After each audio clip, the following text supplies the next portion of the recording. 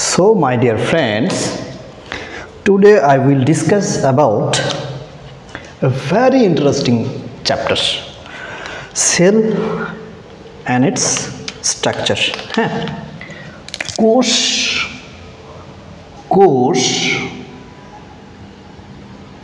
ও এর গঠন। এটি উদ্ভিদবিদ্যা, এটা তোমাদের উদ্ভিদবিদ্যা বইয়ের মোটামুটি ফার্স্ট চ্যাপ্টার বলা যায়। এটা আমাদের উদ্ভিদবিদ্যা বইয়ে ফার্স্ট চ্যাপ্টার। আচ্ছা, কোষ, এই যে কোষ, কোষ বা সেল, এই সেল সর্বপ্রথম আবিষ্কারটা কে করলো? আবিষ্কার না করলে তো আজকে আমাদেরকে পড়তে হতো না। এই সেলটা যে ব্যক্তি আবিষ্কার করছিলেন ওনার নাম ছিল রবার্ট হুক। ওনার নাম ছিল রবার্ট হুক। উনি সম্ভবত 1665 সালে উনি এই রবার্ট হুক,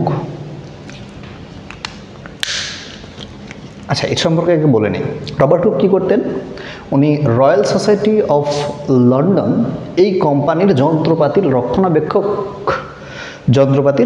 রক্ষণাবেক্ষক হিসেবে দায়িত্বরত ছিলেন এবং তিনি দেখলেন আগামী বছরের চিন্তাভাবনা করলেন যে আগামী বছরের যে সায়েন্টিফিক সেমিনার হবে তিনি সেখানে কি করবেন?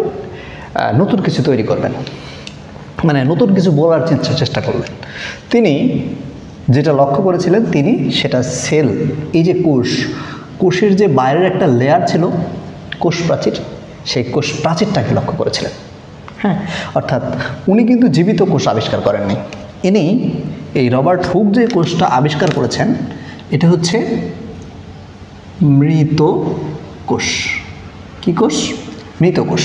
এবং ইনাকেই, আচ্ছা তাহলে জীবিত কোষকে আবিষ্কার করেছিলেন? জীবিত কোষ আবিষ্কার করেছিলেন অ্যান্টনি ভন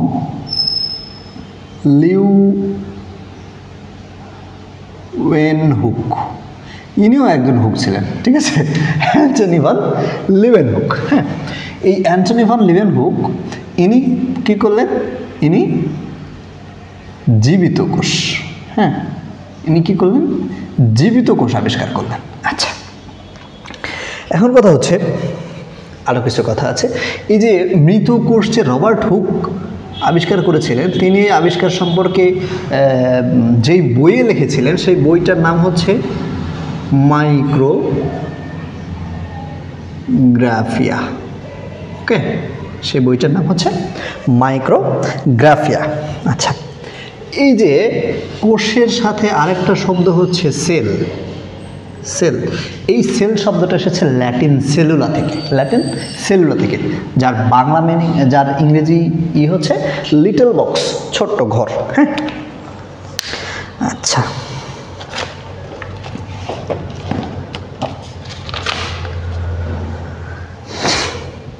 এখন এই কোষ সম্পর্কে যদি আমি বলি, সবচেয়ে বড় কোষ কোনটা? সবচেয়ে বড় কোষ সেটা হচ্ছে উট পাখির ডিম। এটা হচ্ছে সবচেয়ে বড় কোষ। এখন তাহলে সবচেয়ে ছোট কোষ কোনটা? সবচেয়ে ছোট কোষ হচ্ছে PPLO, ঠিক আছে? এটার ফুল ফর্ম হচ্ছে প্লিউরো নিউমোনিয়া লাইক অর্গানিজম, অথবা এর আরও একটা নাম আছে সেটা হচ্ছে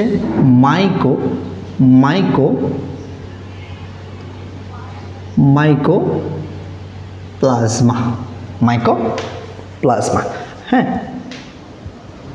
আচ্ছা, ড্রায়োডম কি? মাইকোপ্লাজমা বা PPLO, এটা সবচেয়ে ক্ষুদ্রতম কোষ। আচ্ছা, উট পাখির যে ডিম, সেটা 17 সেন্টিমিটার লম্বা এবং 12.5 সেন্টিমিটার চওড়া। হিসাব করা যায়, একটা কোষ 17 সেন্টিমিটার লম্বা এবং 12 সেন্টিমিটার চওড়া। আচ্ছা, মানুষের একটা নিউরন কোষ, একটা কি কোষ? একটা নিউরন কোষ, এটা 1.1 1.37 মিটার পর্যন্ত লম্বা হতে পারে। বোঝা যায়? 1.37 মিটার পর্যন্ত লম্বা হতে পারে মানুষের একটা কোষ। আচ্ছা,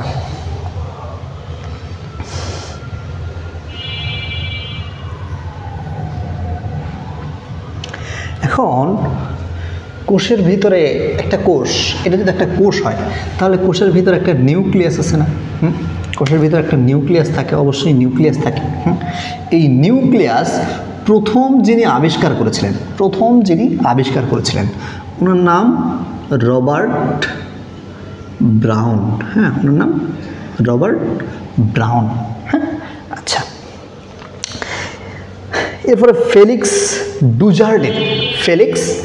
ডুজার্ডিন কোষের ভিতরে কিছু থকথকে জিনিস তো দেখেন, ওনার নাম হচ্ছে ডুজার্ডিন, ফেলিক্স ডুজার্ডিন। হ্যাঁ, ডুজার্ডিন।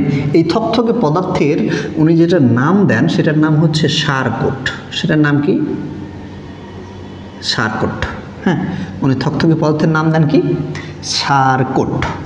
আচ্ছা, সারকোট বানান এখানে র হবে সম্ভবত তোমাদের বই, সারকোট। আচ্ছা, হ্যাঁ, তাহলে ফেলিক্স ডুজার্ডিন উনি, মানে এই দেখো এখানে ড ড ড, এখানে ড এর মেলা। হ্যাঁ, এখানে ড এর মেলা। আচ্ছা, এবার এই যে এখানে তো প্রোটোপ্লাজম আছে, তাই না? প্রোটোপ্লাজম আছে। এই প্রোটোপ্লাজম, এটার নাম হচ্ছে প্রোটোপ্লাজম। এই নাম দেন পারকিনজে। পারকিনজে, যে ভদ্রলোক এটার নাম দিয়েছেন পারকিনজে। এই পারকিনজে কি করেছেন? এটার নাম দিয়েছেন প্রোটোপ্লাজম। অর্থাৎ প্রোটোপ্লাজমকে আজকে আমরা যে অংশটাকে প্রোটোপ্লাজম বলছি, এই নামটা কিন্তু পারকিনজে দিয়েছেন। দেখো এখানে না মিল আছে, প্রোটোপ্লাজমের প আর হচ্ছে পারকিনজের প, প্রোটোপ্লাজমের প, পারকিনজের প। তাহলে পারকিনজের নামকরণটা কে করেছেন? পারকিনজেন কি নামকরণ করেছেন? প্রোটোপ্লাজম নামকরণ করেছেন। আচ্ছা, এখন কিছু বিজ্ঞানী কোষের কিছু সংজ্ঞা দিয়েছেন।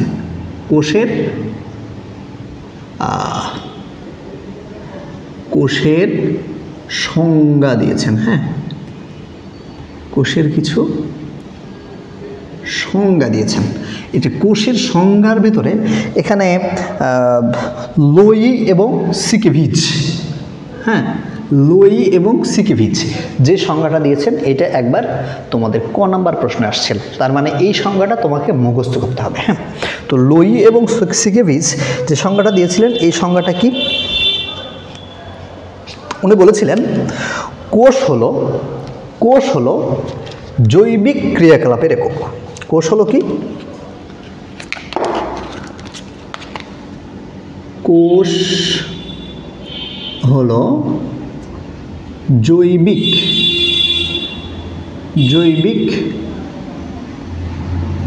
ক্রিয়াকলাপের একক। হ্যাঁ, কোষ হলো জৈবিক ক্রিয়াকলাপের একক, যা একটি অর্ধভেদ্য ঝিল্লি দিয়ে,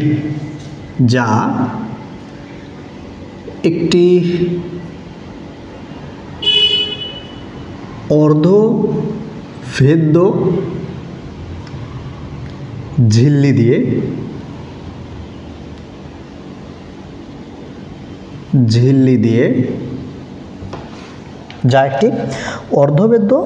ঝিল্লি দিয়ে পরিবেষ্টিত থাকে।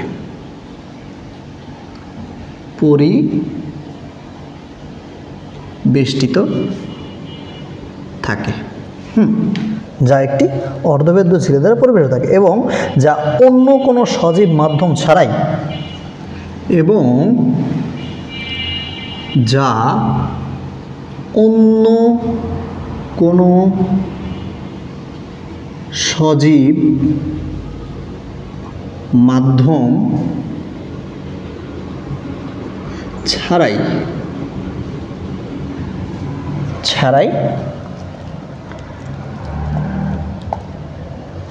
আত্মপ্রজননে সক্ষম। হ্যাঁ, প্রজননে সক্ষম। আচ্ছা, এখন বিষয়টা হচ্ছে তোমার বইয়ে অনেকগুলো সংজ্ঞা অবশ্য আছে, তো এইটা যে সংজ্ঞাটা আমি লিখে দিলাম এটা তোমাদের একবার ক নাম্বার প্রশ্নে আসছিল। হ্যাঁ, এই জন্য এটা তোমাকে মুখস্থ করতে হবে, কারণ আবারও চলে আসতে পারে। ঠিক আছে, অন্যগুলো জাস্ট একটু দেখে রেখো, তবে যদি পারো তাহলে অন্যগুলো মুখস্থ রাখো, কিন্তু এইটা তোমরা অবশ্যই মনে রাখবা। হ্যাঁ, আচ্ছা, এখন আমার কথা হচ্ছে কোষের সৃষ্টির রহস্য। কোষ সৃষ্টি, এই যে কোষ সৃষ্টির যে রহস্য। হ্যাঁ, এখন কিছু ধারণা আছে যে পূর্বে অনেক আগে বায়ুমণ্ডলে মিথেন গ্যাস ছিল।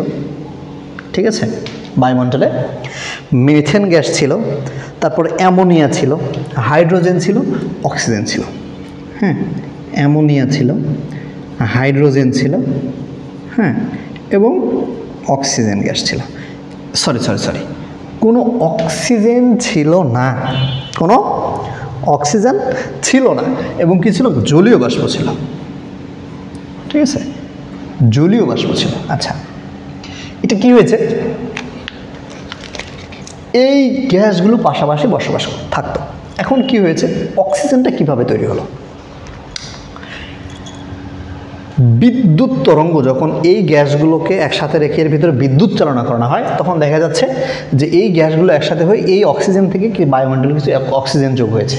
ঠিক আছে, তো এই যে বিদ্যুৎ চমকায়, বিদ্যুৎ উৎপন্ন হয়, তো সেগুলো থেকে হয়তো কোনোভাবে এগুলো বিক্রিয়া করে অক্সিজেন আলাদা হয়ে গেছে। হ্যাঁ, এভাবে এটাই ধারণা করা হয়।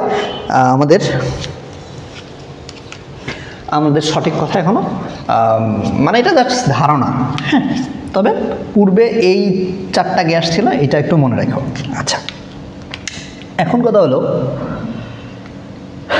যে তাহলে প্রথম জীবন কি ছিল? এই যে আমাদের বিভিন্ন রকমের জীব দেখি, হ্যাঁ, বলা হয় যে আদি জীবন, আদি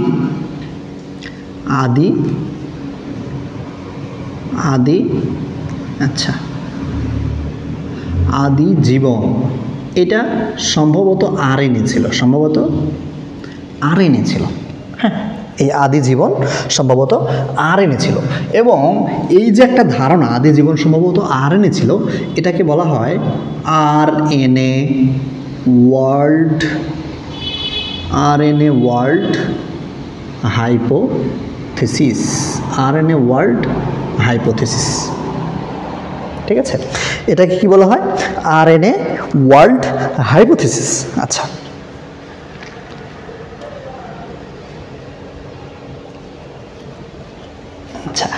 এই যে কোষ সৃষ্টির রহস্য, হ্যাঁ, কোষ সৃষ্টি সম্পর্কে অনেক বিজ্ঞানী কথা বলেছে। তার মোটা দাগের মোট কথা বা সার কথা হলো যে প্রথম কোষ, ঠিক আছে, প্রথম কোষ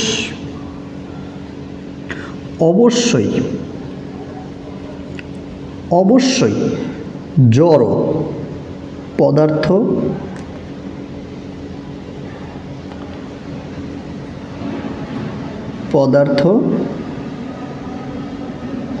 থেকে সৃষ্টি। তাহলে মানে কোষ সৃষ্টির রহস্য কি? যে প্রথম কোষ অবশ্যই জড় পদার্থের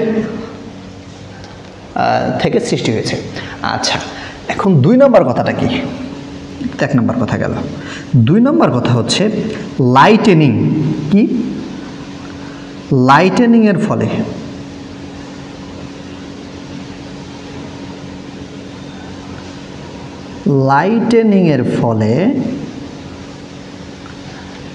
এই যে জলীয় বাষ্প মিথেন, লাইটেনিংয়ের ফলে জলীয় বাষ্প মিথেন, হাইড্রোজেন, নাইট্রোজেন বিক্রিয়া করে। লাইটেনিং মানে এর ভিতর দিয়ে ইলেকট্রিক প্রভাব চালনা করে। ঠিক আছে, লাইটেনিংয়ের ফলে অক্সিজেন উৎপন্ন হয়। কিভাবে উৎপন্ন হয়? লাইটেনিংয়ের ফলে এরা বিক্রিয়া করে অক্সিজেন তৈরি করে। বুঝে গেছে? আচ্ছা, এটা হচ্ছে আমাদের 2 নম্বর কথা। 3 নম্বর কথা কি? গভীর সমুদ্রে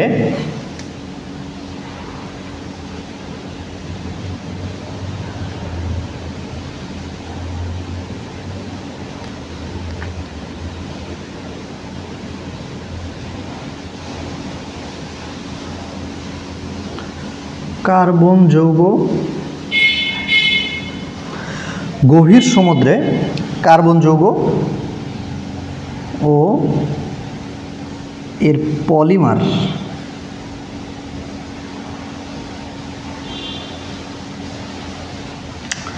গঠন করে।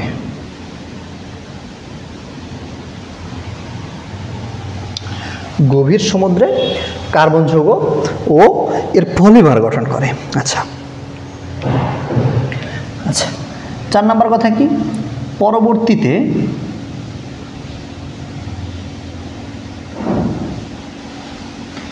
ফসফোলিপিড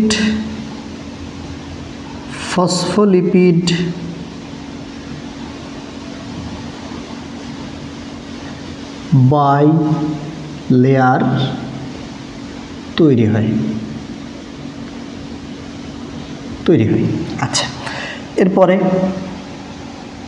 আচ্ছা, এরপরে কি আছে?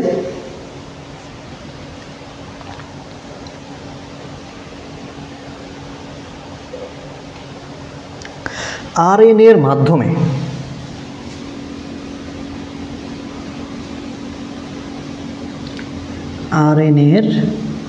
মাধ্যমে বংশগতির ধারা প্রবাহ শুরু হয়েছিল।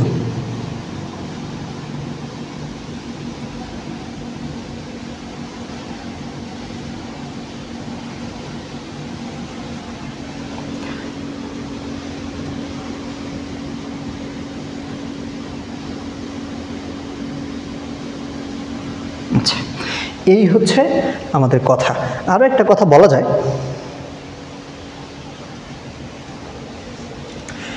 আদিকোষের ডিএনএ কি বলছে? আদিকোষের ডিএনএ ঝিল্লি দ্বারা আবদ্ধ হয়ে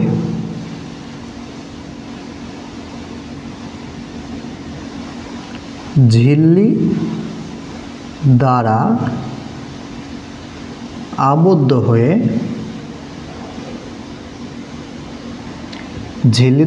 হয়ে কি করে? প্রকৃত কোষ তৈরি করে।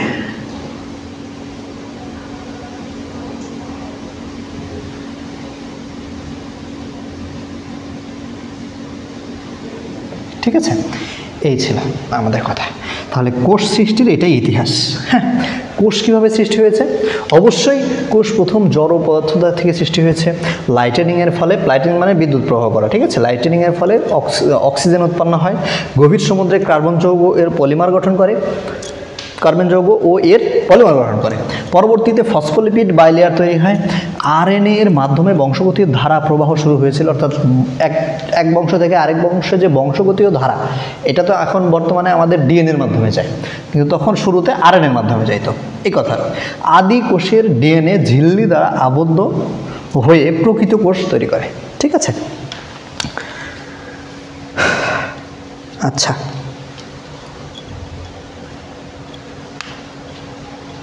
চলো এখন আর একটা কথা আমাদের না বললেই নয়। হ্যাঁ, ধরো এটা একটা প্রকৃত কোষ, নিউক্লিয়াস আছে। হ্যাঁ, এটা একটা প্রকৃত কোষ, এর ভিতরে নিউক্লিয়াস আছে। এখন নিউক্লিয়াস বিশিষ্ট আচ্ছা, কি বললাম? নিউক্লিয়াস বিশিষ্ট একটি পোষক কোষে বায়বীয় অথবা ফটোসিনথেটিক ব্যাকটেরিয়া, বায়বীয়, ধরো এটা একটা ব্যাকটেরিয়ার কোষ। হ্যাঁ, এটা ব্যাকটেরিয়ার কোষ। আচ্ছা, এখানে কি আছে? প্লাজমিড আছে, এখানে বৃত্তাকার ডিএনএ আছে, এরকম থাকে। হ্যাঁ, এই ফটোসিনথেটিক অথবা বায়বীয় অথবা ফটোসিনথেটিক এই ব্যাকটেরিয়াটা যদি এর ভিতরে ঢুকে যায় এবং এইখানে যদি সে জীবন ধারণ করে, তাহলে এই প্রক্রিয়াকে আমরা বলতেছি এন্ডোসিম্বায়োসিস। হ্যাঁ, এই কথাটা একটু মনে রাখো যে একটা প্রকৃত কোষে ভিতরে যদি বাহির থেকে কোনো বায়বীয় অথবা ফটোসিনথেটিক কোনো ব্যাকটেরিয়া ঢুকে গিয়ে সেখানে জীবন ধারণ করে, তখন আমরা সেটাকে বলবো কি, এই প্রক্রিয়াটার নাম এন্ডোসিম্বায়োসিস। আচ্ছা, ঠিক আছে। আচ্ছা,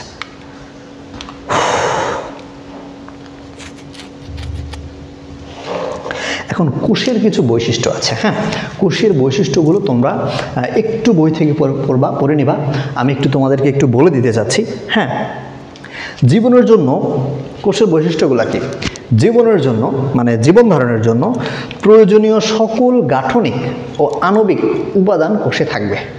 ঠিক আছে, জীবন ধারণের জন্য প্রয়োজনীয় সকল গাঠনিক ও আণবিক বস্তু জীবন ধারণ মানে একটা কোষে থাকতে হবে। আচ্ছা, প্রয়োজনীয় কাঁচামাল ভেতরে গ্রহণ করতে পারতে হবে, আবার হ্যাঁ, এবং কাঁচামাল ব্যবহার করে প্রয়োজনীয় শক্তি উৎপন্ন করতে পারতে হবে। এগুলো হচ্ছে কোষের বৈশিষ্ট্য। হ্যাঁ, একটা অর্গানিজম, একটা যে কোনো কিছু সেটা যদি কোষ হতে চায়, তাহলে এই বৈশিষ্ট্যগুলো তাকে থাকতে হবে। এবং কি আছে, সুনির্দিষ্টভাবে বেড়ে উঠতে হবে এবং কোষ ধীরে ধীরে বড় হবে। হ্যাঁ, কোষ ধীরে ধীরে বড় হবে। আচ্ছা, চারপাশের যে কোনো উত্তেজনার প্রতি কোষ সাড়া দেবে। হ্যাঁ, এই যে আমাকে এখানে চিমটি দিলে আমি সাড়া দিই, তাই না? আমার কোষ সাড়া দেয় বলে তো আমি সাড়া দিই। আচ্ছা, এবার কি, কালের পরিক্রমায় অভিযোজিত হতে পারে, তাই না? কালের পরিক্রমায় কী হতে পারে? অভিযোজিত হতে পারে, অর্থাৎ নতুন পরিবেশে টিকে থাকার মতো সামর্থ্য থাকতে হবে। কোষ বিপাক প্রদর্শন করে, নির্দিষ্ট সময় পর কোষকে মৃত্যুবরণ করতে হবে, তাই না? এই যে জন্মিলে মরিতে হবে, অমরকে কথা রবে, একটা কথা আছে না, এরকমই বিষয়টা। হ্যাঁ, যে কোষকে অবশ্যই একটা নির্দিষ্ট সময় আবার মৃত্যুবরণ করতে হবে। কোষ জিনগত তথ্য ধারণ ও প্রজন্মান্তরে নিয়ে যাবে। ঠিক আছে, এই যে আমার বডির কোষ আমার সন্তানের ভিতরে আমার বৈশিষ্ট্যগুলো নিয়ে যাবে, এরকমটাই। আচ্ছা, এখন কোষ কাকে বলে এই কথাটাকে আমি বলছি একবার। জীবদেহের গঠন ও কার্যকরী এককে কোষ বলে। হ্যাঁ, আচ্ছা,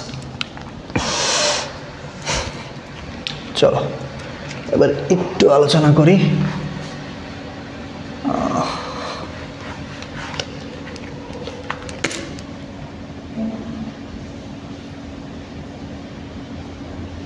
আচ্ছা,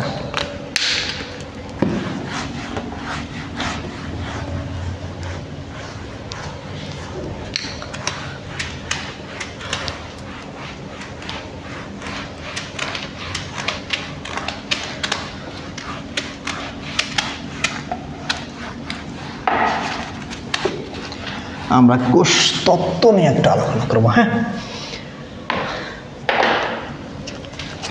কোষ তত্ত্ব। হ্যাঁ, এই কোষ তত্ত্ব কি জিনিস এবং কোষ তত্ত্বের মূল কথা জানতে হবে। কোষতত্ত্বের মূল কথাগুলো জানতে হবে এবং এই কোষতত্ত্ব কে দিয়েছেন এইটা জানা লাগবে। হ্যাঁ, কোষতত্ত্বের মূল কথা হচ্ছে জীব কোষ দ্বারা গঠিত। কোষতত্ত্বের মূল কথা হচ্ছে জীব কোষ দ্বারা গঠিত। হ্যাঁ, জীব কোষ দ্বারা গঠিত। আচ্ছা, কোষতত্ত্ব মূল কথা কি? জীব কোষ দ্বারা গঠিত।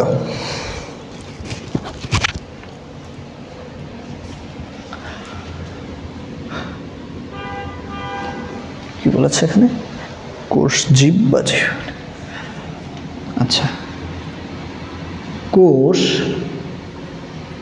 জীব বা জীবনের গাঠনিক ও কার্যকরী গাঠনিক ও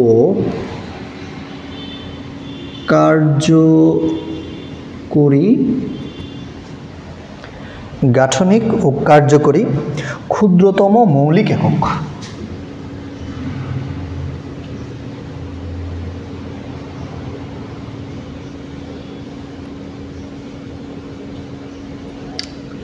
ক্ষুদ্রতম মৌলিক একক। আচ্ছা, আর কি? হ্যাঁ, সকল কোষ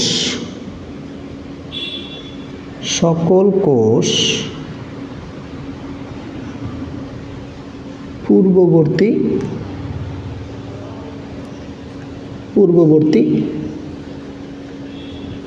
কোষ থেকে সৃষ্ট। আচ্ছা, এখন কথা হলো, হ্যাঁ, আমি তোমার বইয়ের লাইনগুলো ডাইরেক্ট বলতেছি, ঠিক আছে? তোমাদের এতে মোটামুটি বইটাও পড়া হয়ে যাওয়ার মতো একটা অবস্থা আমি করতে চাচ্ছি। আচ্ছা, এই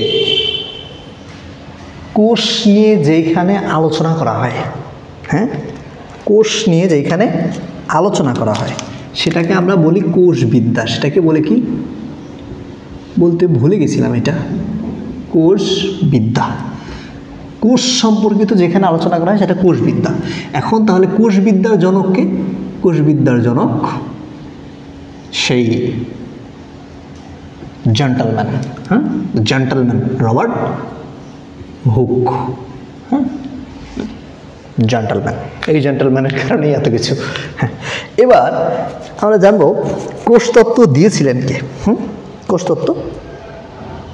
আচ্ছা, তবে আধুনিক কোষবিদ্যার জনক যদি বলা হয়, আধুনিক কোষবিদ্যার জনক, হ্যাঁ, সেটা কিন্তু রবার্ট হুক না। আধুনিক হচ্ছে তোমার হচ্ছে সনসন, SWANSON। আধুনিক কোষবিদ্যার জনক হচ্ছে এই সনসন সাহেব। আচ্ছা, কোষতত্ত্ব কে দিয়েছিলেন সেটা নিয়ে একটু আলোচনা করতে যাচ্ছিলাম। সেটা হচ্ছে জ্যাকব স্লেইডেন। একজন ভদ্রলোক আছেন, ওনার নাম হচ্ছে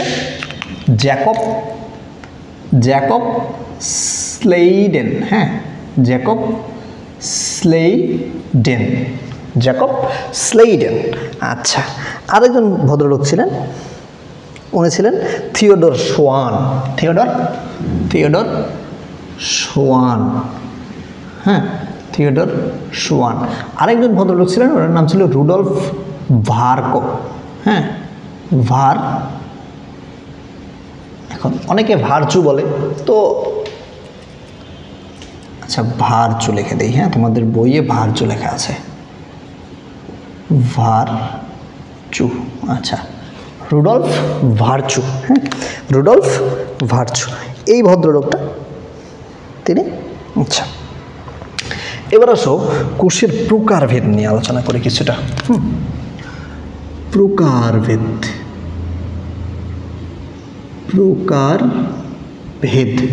ফোনে চার্জ কতটুকু আছে?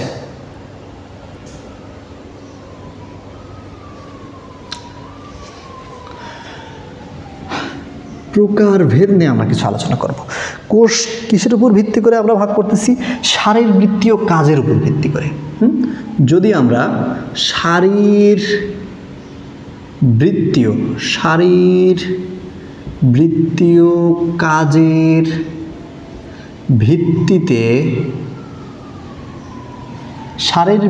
কাজের ভিত্তিতে যদি আমরা ভাগ করি, তাহলে কোষ দুই প্রকার।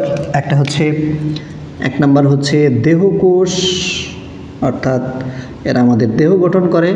আর একটা হচ্ছে জনন কোষ। ঠিক আছে, জনন কোষ। আচ্ছা, দেহকোষ কোনগুলো? আমার বডির সমস্ত কোষগুলোই দেহকোষ। ঠিক আছে, জনন কোষ তাহলে কোনগুলো? ওই যে শুক্রাণু আর ডিম্বাণু। ঠিক আছে, বুঝতে পেরেছ? আচ্ছা, এবার নিউক্লিয়াসের গঠনের উপর ভিত্তি করে, হ্যাঁ, নিউক্লিয়াসের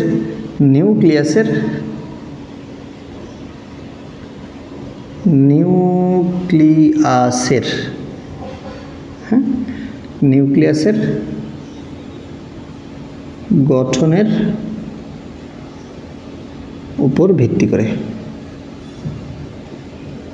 নিউক্লিয়াসের গঠনের উপর ভিত্তি করে কোষ কয় প্রকার?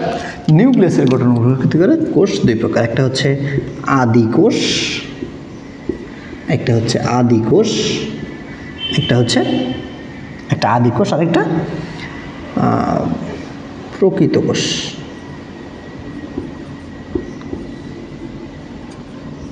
আদি কোষের আরেকটা নাম কিন্তু প্রোক্যারিওটিক সেল। হ্যাঁ, প্রোক্যারিওটিক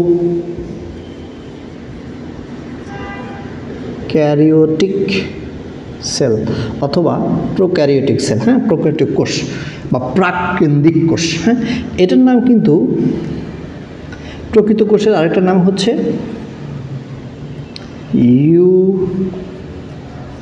ইউক্যারিওটিক সেল। হ্যাঁ, আমার বানান কিছুটা ভুল হতে পারে, তোমরা একটু বই দেখে নিয়ে ঠিক করে নিও। হ্যাঁ, আচ্ছা, এবার কথা হচ্ছে দেহকোষ আর জনন কোষ বলতে তুমি তো বুঝো, তাই না? জনন কোষটা অবশ্যই হ্যাপ্লয়েড হবে, দেহকোষটা অবশ্যই ডিপ্লয়েড হবে, তাই তো? কিন্তু আমাদের যেটা জানতে হবে আদি কোষ আর প্রকৃত কোষের মধ্যে পার্থক্য, difference between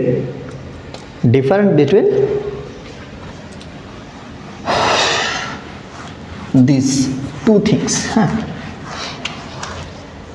difference between prokaryotic cell and eukaryotic cell. আচ্ছা, এখানে আদি কোষ আর এদিকে হচ্ছে প্রকৃত কোষ। হ্যাঁ, প্রকৃত কোষ। আচ্ছা, চলো এই দুইটাকে আমরা একটু আলাদা করি। হ্যাঁ, এটাকে আলাদা করি।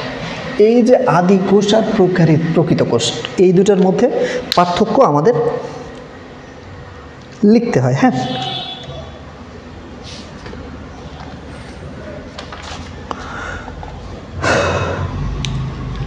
সর্বপ্রথম পার্থক্য যদি আমি বলি, তোমাকে যদি বলতে বলা হয় তাহলে তুমি এটাকে বলবা এর নিউক্লিয়াস সুগঠিত নয়। নিউক্লিয়াস সুগঠিত নয়, বাট এর নিউক্লিয়াস সুগঠিত। ঠিক আছে, এর নিউক্লিয়াস সুগঠিত নয়, ওর নিউক্লিয়াস সুগঠিত। হ্যাঁ, আচ্ছা, দ্বিতীয় বৈশিষ্ট্য যদি বলি তাহলে তুমি লিখবা এর ডিএনএ বৃত্তাকার। ঠিক আছে, বৃত্তাকার, কিন্তু এর ডিএনএ সূত্রাকার। ডিএনএ কেমন? সূত্রাকার। হ্যাঁ, আচ্ছা, এর তৃতীয় বৈশিষ্ট্য কি আছে? আচ্ছা, এর তৃতীয় বৈশিষ্ট্য কি আছে? সাইটোপ্লাজমীয়। কি বললাম? সাইটোপ্লাজমীয়। সাইটোপ্লাজমীয়, প্লাজমীয়, ঝিল্লিবদ্ধ, ঝিল্লিবদ্ধ অঙ্গাণু থাকে না, বাট এইখানে সাইটোপ্লাজমীয় ঝিল্লিবদ্ধ অঙ্গাণু থাকে। সাইটোপ্লাজমীয় ঝিল্লিবদ্ধ অঙ্গাণু বলতে কি বোঝে? এখানে কি থাকে? ওই যে মাইটোকন্ড্রিয়া থাকে, তারপর প্লাস্টিড থাকে, তারপর তোমার লাইসোজোম থাকে। ঝিল্লিবদ্ধ অঙ্গাণু, কিন্তু এখানে কিন্তু কিছু থাকে না। হ্যাঁ, এখানে আরেকটা কথা আছে, এর রাইবোজোম 70S। আচ্ছা, এটা 40 সরি রাইবোজোম 50 আর 30, তাই না? হ্যাঁ, সম্ভবত 50 প্লাস 30S। হ্যাঁ, আর এর রাইবোজোম, আচ্ছা এটা অন্য কোনো ক্লাসে রাইবোজোম যখন পড়াবো তখন বলবো। হ্যাঁ, এখানে 80S রাইবোজোম থাকে। রাইবোজোম প্রকৃত কোষের ক্ষেত্রে 80S রাইবোজোম থাকে। 80S মানে জেডবার্গ ইউনিট। হ্যাঁ, রাইবোজোম থাকে ওইখানে। আচ্ছা, এখানে কোনো সাইটোস্কেলিটন থাকে না, অর্থাৎ কোষ কঙ্কাল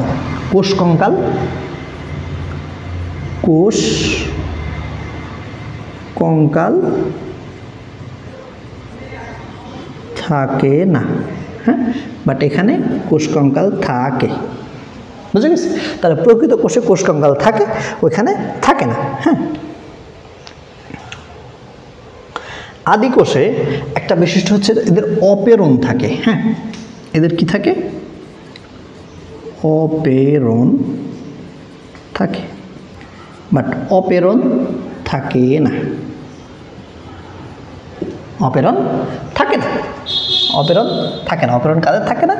প্রকৃত কোষে অপেরণ থাকে না। আচ্ছা, এখানে আরএনএ পলিমারেজ মোটামুটি এখানে মাত্র এক প্রকার। পলিমারেজ এক প্রকার, মানে এক রকমই থাকে। এখানে আরএনএ পলিমারেজ 3 প্রকার। হ্যাঁ, এখন এই যে আমি এখানে ছোটো ছোটো লিখছি, তুমি লিখবে না, তুমি পুরোটাই লেখো। আর এখন আবার নিউ স্টাইল আসছে, এখানে আবার আরেকটা দাগ টেন, এখানে আরএনএ পলিমারেজ লিখে এইভাবে থাকে না এইভাবে লেখে। হ্যাঁ, সেটাও লিখতে পারো। আচ্ছা, জিনের গঠনে জিন থাকে হচ্ছে জিনের গঠনে ইন্ট্রন্স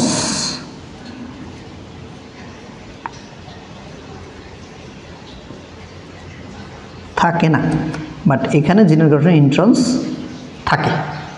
ইন্ট্রন্স এক্সনও থাকে, ইন্ট্রন্সও থাকে। আর এদের কেবলমাত্র এক্সন থাকে, কিন্তু ইন্ট্রন্স থাকে না। আচ্ছা, এদের কোষ বিভাজন কেমন হয়? অ্যামাইটোসিস ধরনের।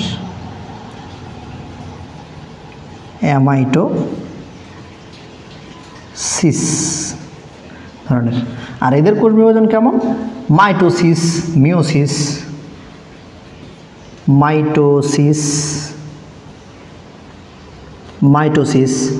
মিওসিস অ্যান্ড অ্যামাইটোসিস, এসব ধরনের কোষ বিভাজন এদের দেখা যায়। ঠিক আছে? আচ্ছা, এদের ক্ষেত্রে কি? এদের যে এমআরএনএটা, এই এমআরএনএটা হচ্ছে পলিসিস্টনিক। মাঝে মাঝে আচ্ছা, পলিসিস্টনিক।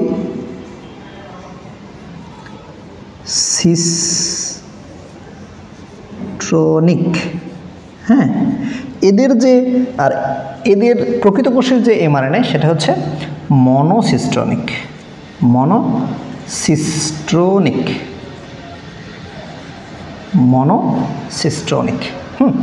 তাহলে এটা পলিসিস্টনিক, এটা মনোসিস্টনিক। আচ্ছা, পলিসিস্টনিক মনোসিস্টনিক সম্পর্কে বেশি মাথা এখন আপাতত না ঘামালেও চলবে, আপাতত ফার্স্ট জেনে রাখো। হ্যাঁ,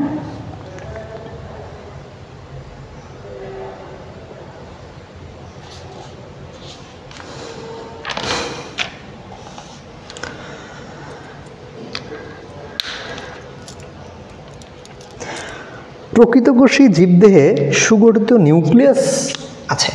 প্রকৃতকোষী উদ্ভিদের দেহে, প্রকৃতকোষী জীবদেহে সুগঠিত নিউক্লিয়াস আছে। এদের উপর ভিত্তি করে সুগঠিত নিউক্লিয়াসকে, এটাও আবার হচ্ছে আবার 2 ধরনের। হ্যাঁ, একটা হচ্ছে উদ্ভিদ কোষ আর একটা হচ্ছে প্রাণী কোষ। একটা হচ্ছে উদ্ভিদ কোষ আর একটা প্রাণী কোষ। হ্যাঁ, আচ্ছা,